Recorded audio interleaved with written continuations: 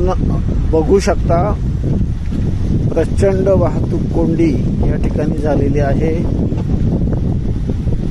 आणि माळशेज घाट करंजाळे येथे रस्ता खचल्यामुळे पूर्णपणे बंद झालेला आहे आणि आज शनिवार असल्यामुळे पर्यटकांची माळशेज घाटला येणाऱ्या पर्यटकांची मोठ्या प्रमाणात गर्दी, त्याचप्रमाणे मोठी वाहने, जड वाहने, पर्यटकांच्या बसेस आणि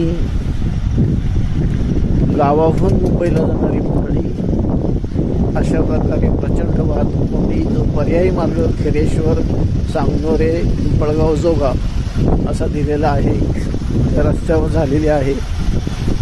जवळजवळ राजगड हॉटेलपासून खेरेश्वर पोहोचेपर्यंत मला स्वतःला 2 तास गेलेले आहेत.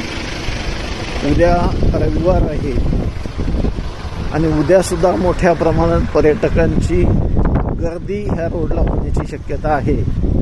तरी सर्वांना विनंती आहे की शक्यतो प्रवास टाळावा, कारण या मार्गावरती कुठलीही चहा पाण्याची सोय नाही, कुठलीही खाण्यापिण्याची सोय नाही आणि त्यामुळं हे बघा या ठिकाणी आपण बघतोय की लहान मुलांचे मोठ्या प्रमाणात हाल होत आहेत.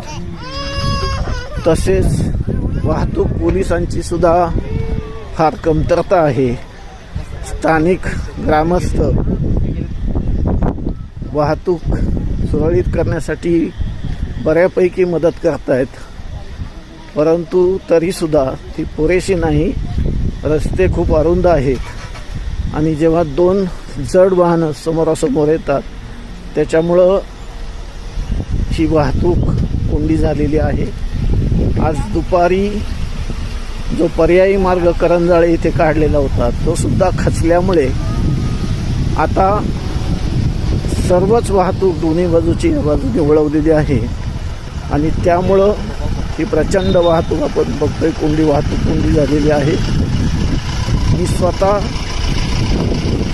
6:45 वाजल्यापासून आता 8:30 व्हायला आलेत.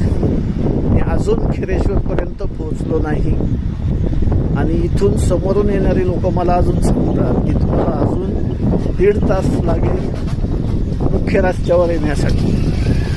तर या सगळ्याचा विचार करून या सगळ्यांना विनंती आहे की कृपया शक्यतो उद्या कोणी माळशेजला पर्यटनाला येण्यासाठी प्लॅन करत असाल तर तो टाळावा, कारण मोठ्या प्रमाणात पर्यटकांचे हाल झालेले आहेत.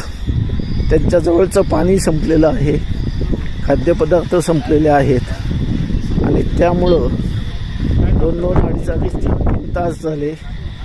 टॉयलेटची सुविधा नाही, पाऊस प्रचंड पडतोय, धुकं खूप आहे.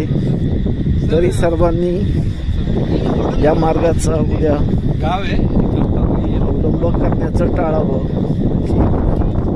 मोठ्या प्रमाणात वाहतूक होती. मी स्वतः जवळजवळ आता चालून पुढे आले आणि जड वाहने, मोठ्या बसेस पुण्यावरनं किंवा नाशिकवरनं, नगरवरनं आलेल्या ह्या रोडला दिसत आहेत आणि तेवढा मोठा रस्ता नाही आहे.